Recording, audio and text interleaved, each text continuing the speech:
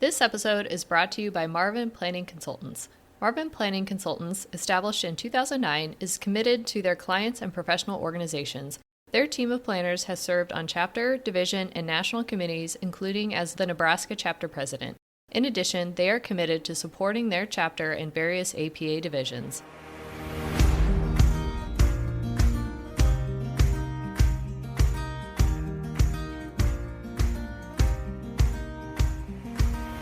You're listening to the Booked on Planning podcast, a project of the Nebraska chapter of the American Planning Association. In each episode, we dive into how cities function by talking with authors on housing, transportation, and everything in between. Join us as we get booked on planning.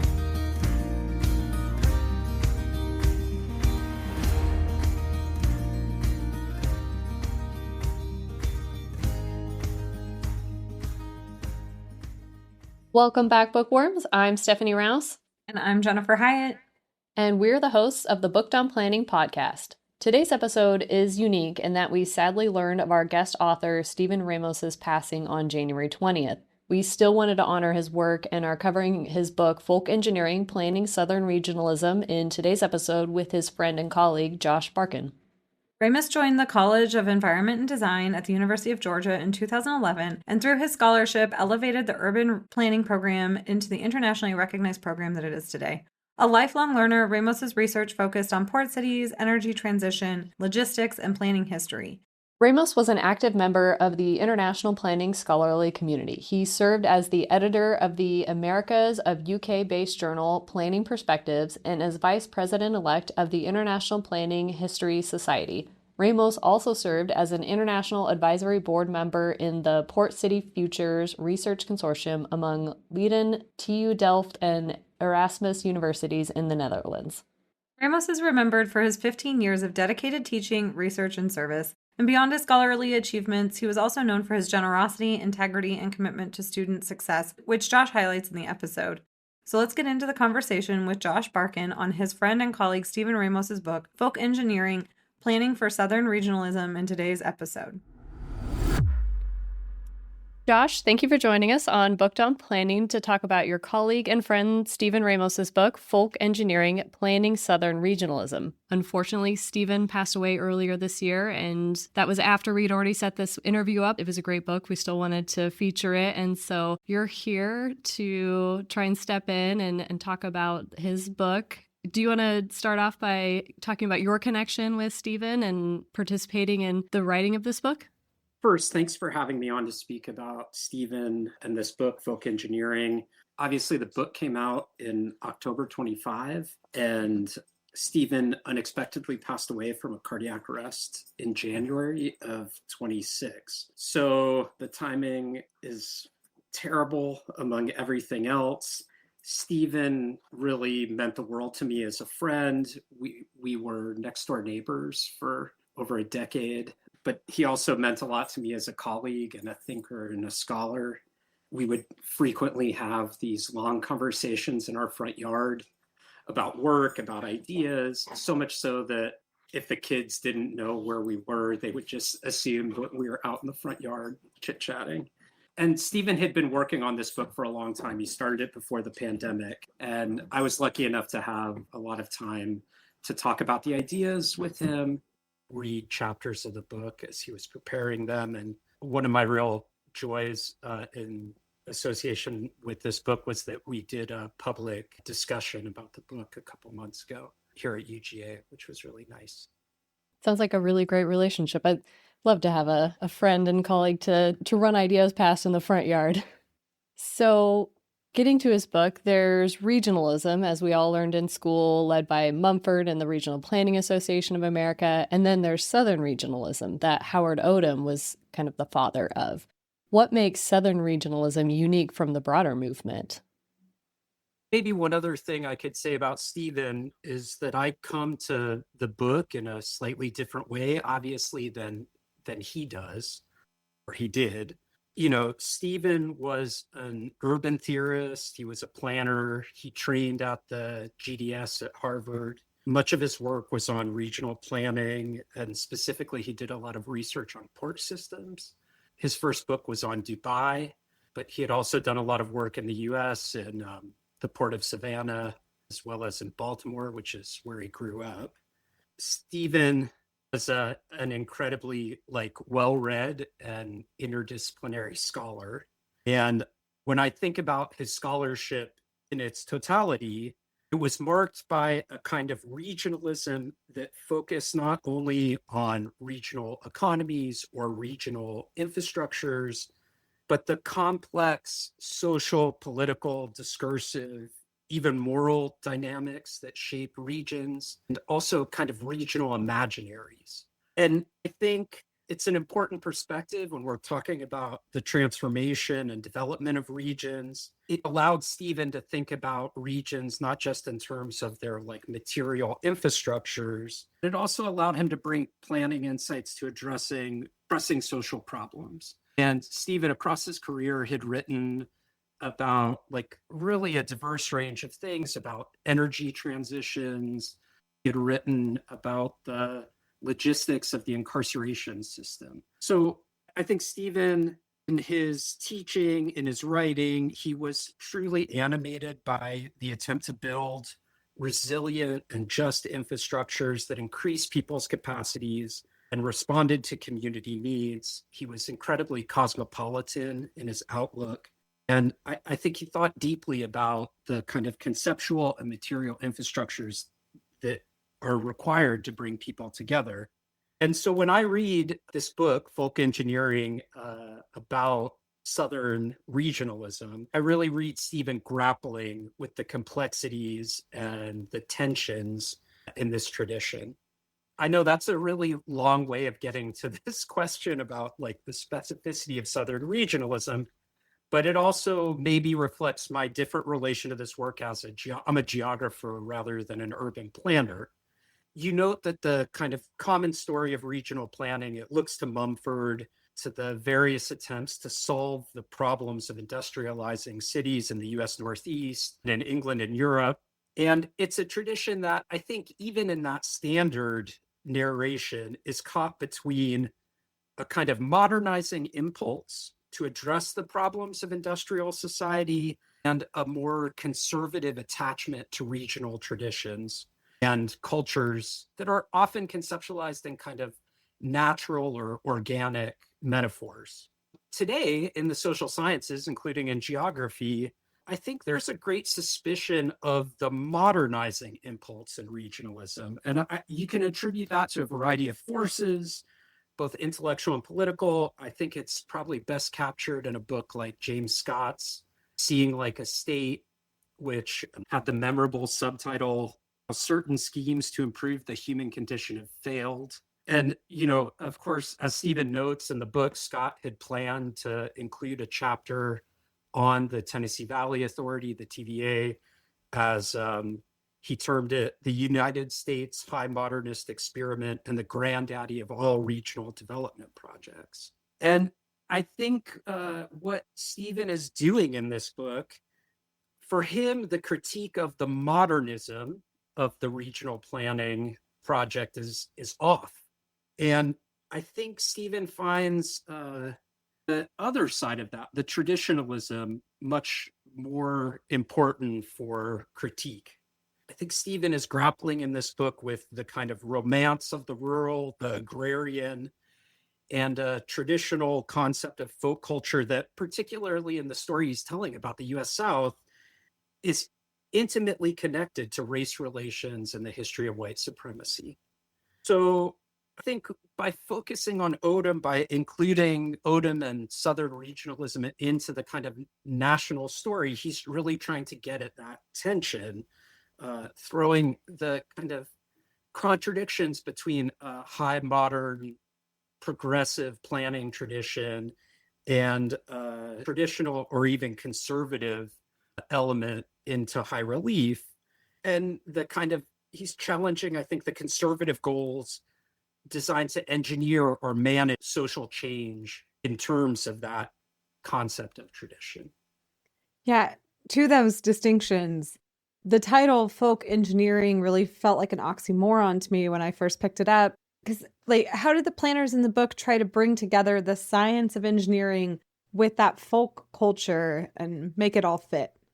I mean, it's definitely an oxymoron. Stephen and I talked about this. I mean, as is the subtitle of the book, Planning Southern Regionalism. I mean, if we take seriously the claims about Southern regionalism having a kind of organic folk culture, then it shouldn't need to be planned at all. So I think Stephen was highlighting this tension. But the notion of engineering is also important because the crucial element is that Odum and the other social scientists Stephen discusses in the book, he's highlighting that they were engineering. They were involved in a project of government and in designing, using social science to design modes of government or governance or policy.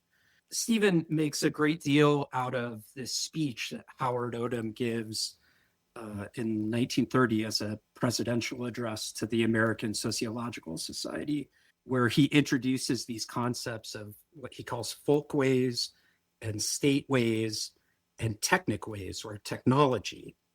Stephen describes Odum using this concept of technology or technicways or telesis in the book as mediating the kind of tensions between traditional society, folk culture, and this interventionist government project. And I think for Odum, the way Stephen characterizes him as planning serves as the way to direct the South to what he conceptualized as a balanced form of development between these two poles. But even here, engineering has a kind of conservative tilt that I think Stephen wants to emphasize. Stephen makes clear that Odum throughout his life was a committed segregationist. And part of the role of engineering the folk was thus slowing the tide of integration. And when I read Stephen's book, it makes me think of other books on the region, especially books like Kevin Cruz's White Flight, his book on Atlanta, where Cruz characterized the kind of white liberal elite who similarly are invested in a kind of notion of progress, but progress as really slowing the most forceful calls for racial integration. I think it's really that a lot of engineering is about the sociology of that group of kind of liberal elites.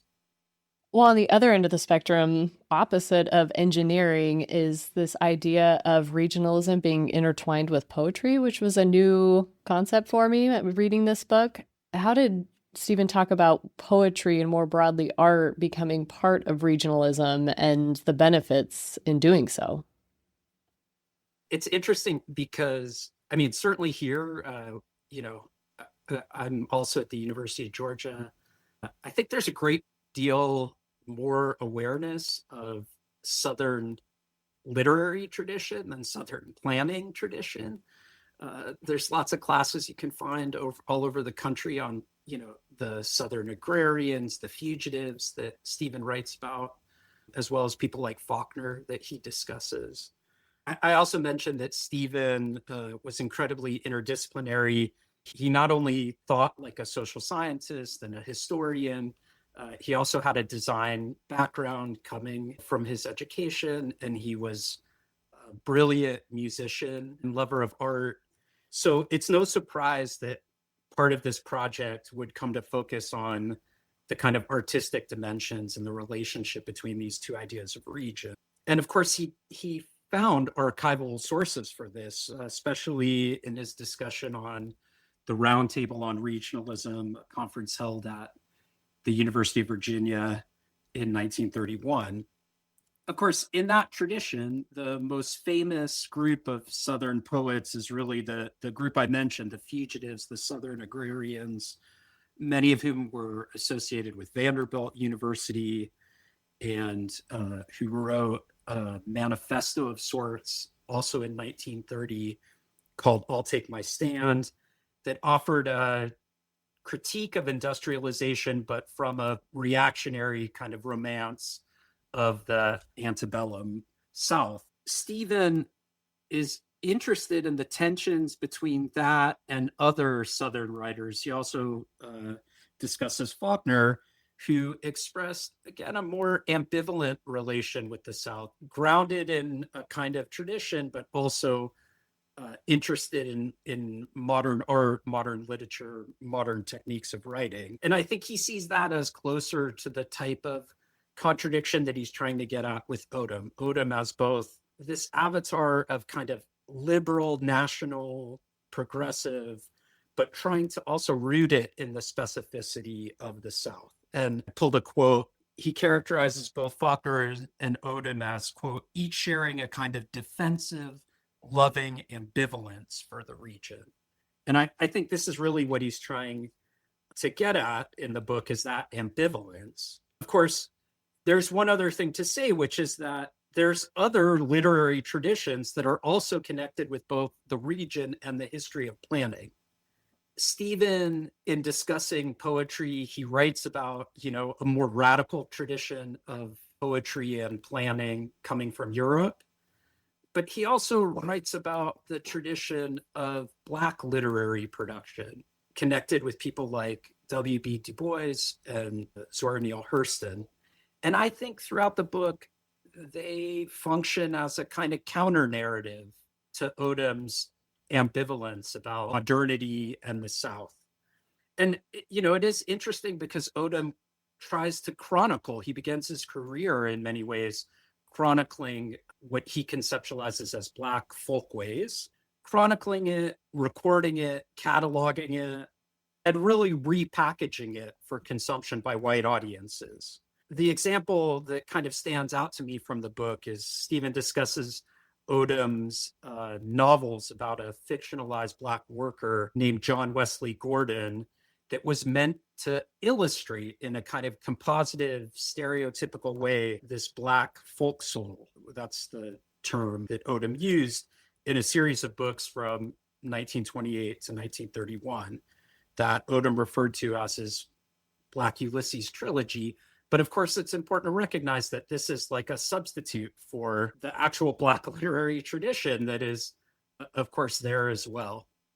Today, when we think of big planning studies that take part in regional areas, we think of like massive federal grants or even like county grants, but normally the government is the group coming in and funding a lot of these studies. But that wasn't always the case. I found out reading Stephen's book. Probably should have known it better as a planner than I did. But where did the funding for most of Odum's work actually come from?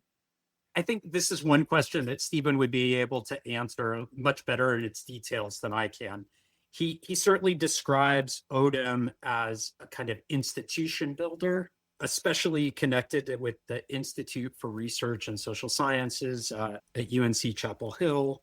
He describes Odum as a kind of conduit, bringing philanthropic money, especially from the North, down to the South, as well as federal grants. Institutions like the Spelman Rockefeller Fund that were used to support new projects in the social sciences and kind of regional planning. And of course, it's happening at a period when there's a massive expansion in higher education and higher education in relation to the state and to projects of the social sciences kind of intervening in public debates. And I think this is where Stephen positions Odum as the kind of southern wing of that mid-20th century kind of New Deal project.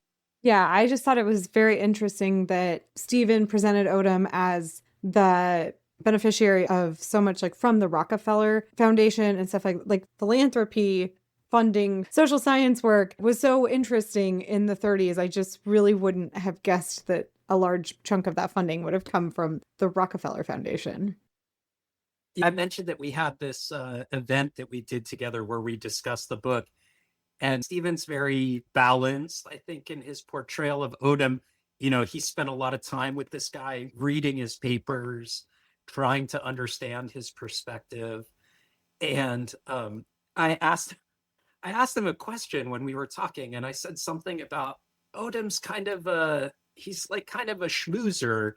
He's really presented as somebody who's working the levers of kind of institutional power to direct resources. And after the meeting, a good friend of ours said, "Oh, I was sitting next to somebody who was kind of offended at this characterization of Odum that really built these like Southern institutions in some way." And I think Stephen, again, like he's trying to capture that ambivalence. I mean, these are institutions that serve incredibly important public functions. And as problematic as Stephen finds Odum, particularly his traditionalism, his racial politics, he also explains like the other people involved in these institutions went on to do some fascinating work, including work that really did help and serve marginalized populations in the region. So I think he's really trying to get at the nuance and complexity of this project in the book. Yeah, he did a really good job of that because throughout the book, I was like, do I hate Odom or is he okay? Like he wrote him in such a way that you question a lot of his ideas, but also you understand how he kind of supported the movement in general. And he kind of served as this middleman of sorts, going back to the funding. He's trying to appease his northern funders, but then also his southern audience. And then that translates into racism in the South. You talked about how he's trying to slow the progress in the South, but he's also still trying to, I mean, he's getting the funding from the North where they're completely opposed to the racist policies of the South. So it's very interesting trying to read kind of between the lines almost. It's maybe a testament to the generosity of Stephen as like a human being who, if for anybody who ever interacted with him, he was literally like the warmest guy in the world. I think he extends a great deal of generosity to Odom, even though I think in his heart he didn't necessarily share that sentiment. But I think he's trying to consider best things about him as well as the worst things about him and show how those are bound up with the project of regionalism, that you can't, they're together in the project. You can't excise its conservatism and just take the kind of institution building. You can't detach the kind of public works from the history of exclusion. You'd posed this question about like Odum trying to balance his ideas so not to upset Northern founders or Southern communities. And I think there's a real question about the influence, like what Odum is really trying to do. My sense from Stephen's argument is that he reads Odum as a committed segregationist, but one who was trained in and connected to progressive circles in the North. So it's not as much about his resistance to integration as a response to his audience, as much as him trying to square his own racial politics with kind of Northern officials and intellectuals. And of course, at this time period, it's not like the North is a bastion of progressive racial politics either. Again, I mentioned the kind of sociological account that we get of that group in this book, as well as in books like Kevin Kruse's, this book of kind of self-styled progressive liberal thinkers who are, and politicians and intellectuals who are trying to advance the South. But for them, progress really means slowing the pace of integration. And Stephen even notes that in one of Odom's last publications, in 1954, a piece called Agenda for Integration, which seems on its surface to be promoting integration. But if you read his reading of it, is that it's much more about using this idea of regional culture, that like this is not appropriate for this place, to try to check that politics of integration. And maybe mention this in passing, but I think, Stephen is much more generous to some of the scholars who follow in Odom's wake, like Rupert Vance, who he sees as being more progressive in their understanding of not only race relations, but also urbanization, especially, and that they kind of get rid of some of these romantic ideas about the Southern region. And then, of course, there is this like other tradition through the book, Boys and Hurston, but also he writes about James Baldwin, who had a really different account of Southern region and Southern identity and the problems besetting not the South in its entirety, but also like Black communities specifically in the South. And Stephanie, I think you said something about like you couldn't decide whether you really liked or disliked Odum or how you were supposed to relate to him. And again, I think that Stephen felt that same tension. And, I used to joke with him that in some ways he spent so much time reading this guy's stuff. And as ambivalent as he felt about Odum, like, I don't think he had much ambivalence at all about Baldwin. I said, like, why didn't you write a book about the planning tradition that we can take from, Du Bois and Baldwin and Hurston? And unfortunately are not going to get to read that book from Stephen. But I think, like, he was chronicling this absence in our national narrative about regional planning. But he really did see that there was another, even beyond this Southern story, there was other stories too. And I think he was really interested in those stories as a scholar. So most of the major regional projects, like the Tennessee Valley Authority, the TVA that we mentioned at the top of the episode, did serve and feed into that dual purpose that we have talked about a little bit. First and foremost, it was, of course, a major infrastructure investment in the South, trying to bring power to everybody and all of the modern comforts. But these kinds of projects were also used as social engineering projects. So how did this idea fit within that idea of regional planning, trying to use major infrastructure projects to bring modernization through? It's a tough question for me to answer. I mean, Stephen writes extensively about the concept of social engineering in ways that we've discussed, again, with ways of connected with like telesis, technical ways in the book. He also, again, represents Odum as a conduit for kind of New Deal projects in the South. Projects like the TVA, maybe one of the ways social engineering can be thought about is that projects like the TVA were designed to connect what were understood as distinct regions to an increasingly national project and a national political economy. I don't think Stephen actually makes this argument very directly in the book. But when I think of it in dialogue with the work of scholars like Neil Brenner, who Stephen interacted with at Harvard, who have written extensively on the kind of transformation of capitalist states and their planning apparatuses during the mid-20th century.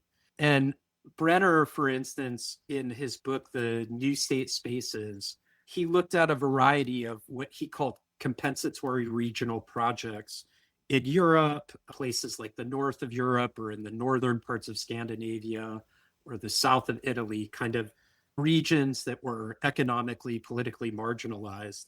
And he saw the targeting of these regions as part of a wider, what he termed a Fortis Keynesian project of national integration. And I think Stephen is describing social engineering as something like that going on in the US as well. The TVA strikes me as a similarly compensatory regional planning project that's linking a region into this increasingly national regulatory environment that's becoming dominant during the 20th century. And there was a sort of tension in the field between the statistically valid research approach and Odum's slightly less scientific methods that he said was necessary for regionalism in the South. How did this impact the broader acceptance of his research? Again, I characterized him as a bit of a schmoozer, but Stephen makes clear that like he was persuasive, and he was able to speak to a variety of audiences and marshal a lot of support for his projects. Again, many of these were funders, philanthropists, and you could take that as one signal of the kind of acceptance of his methods. Stephen also gives us a sense of Odum as really deeply entrenched in national and international academic discussions. He talks about his communication, with Mumford and the planners in the Northeast, with Carl Sauer and the tradition of cultural ecology in human geography. So there wasn't a problem of acceptance for Odum's method versus more kind of statistical approaches. And I think, maybe one of the interesting things about this book is that, again, I don't think that's Stephen's critique of Odum is methodological. Stephen's work also has this kind of broad, holistic approach to regional analysis. Stephen wrote extensively about the importance of understanding material and discursive constructions of the region, of infrastructure and energy, but also, I don't know if he uses the term culture in that way, but like also the regional imaginaries. So I think it's one of the ways that, again, Stephen is grappling with his own relationship to this tradition. As we've mentioned, a lot of the work that Odum did was talking about people and cultures, people of different races, but he was talking about people. So, do we have a sense of how the people that planners like Odum were trying to help were actually reacting to the ideal of regional planning at the time?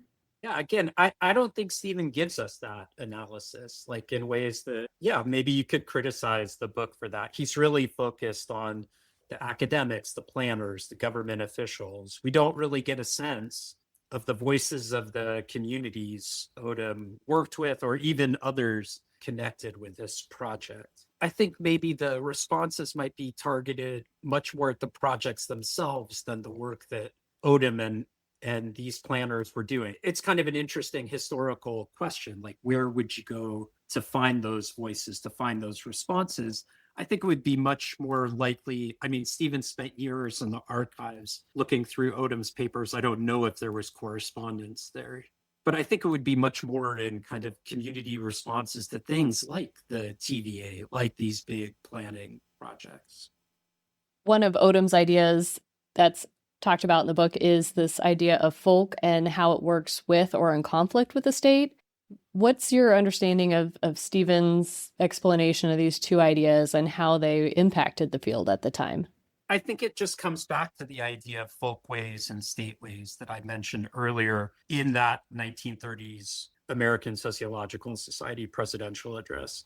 That he sees technic ways, he sees planning as really a way of keeping the power of the state and government in line with what he calls regional tradition. Although, again, here too, the notion of the conservativeness of that, especially in relation to race relations, I think really comes out sharply. What would you want planners today to take away from your friend and the work that he's had and that he put forward? After Stephen passed away, like I heard stories from students. He worked with a number of graduate students in our department about all the different things that he did for them, people he put them in contact with, articles that he was writing with them. Stephen used to, again, in his interest in kind of studying and also critiquing regions, he used to take a class to, I believe it was to Stewart Detention Center, one of the immigrant detention centers in Georgia. Stephen, to my mind, embodied the kind of best tradition of, there's an idealism in architecture, in planning. And I think Stephen had that. It was strongly tempered by his hard-hitting analysis of the real power relations that structure places and the impact marginalized communities. But I think he did feel like planning could be part of the solution to helping communities create infrastructures that weren't directed towards those things. So I mean, I don't know. That's a hard question to answer. Very hard to sum up someone's life contributions in a few minutes on a podcast. Yes, it makes me feel inadequate to the task. I mean, he was such a beautiful soul and like just such a multi-talented, great person. It's difficult. I think you did a lovely job. We always ask as our last question, since it's booked on planning, what books would you recommend our readers check out? Yeah, so I mentioned some classics, obviously, Seeing Lake Estate and Kevin Crease's White Flight or Neil Brenner's New State Spaces. But I was excited by this question because it gives me a chance to mention a book that I think people, if they're interested in the South and in regional planning and policy and energy, which are also themes of Stephen's work. It's a book by Mickey Luke, who's a geography professor at the University of Tennessee. And it just came out, hot off the presses, by MIT Press. It's called Electric Life, Utility Regulation and the Fight for Energy Democracy. And the book it's a story about Georgia Power and the way utility rate setting politics structure the lives and working conditions for people in Georgia in highly unequal ways. But it's also about, again, the strategies that communities use to try to take back their time, their energy. And I think it's a great book. It has a beautiful cover, and it's also open access via the MIT Press website if people are interested. Great. We'll add it to our list and also reference those other ones that you dropped during the episode. Josh, thank you so much for taking the time to join us on the podcast today to talk about your friend's book, Stephen Ramos's Folk Engineering, Planning Southern Regionalism. Yeah, thank you so much for having me.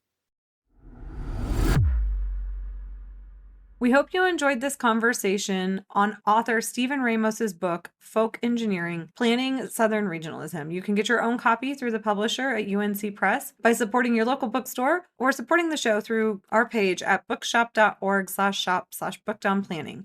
Remember to subscribe to the show wherever you listen to podcasts, and please rate, review, and share the show. Thank you for listening, and we'll talk to you next time on Book Down Planning.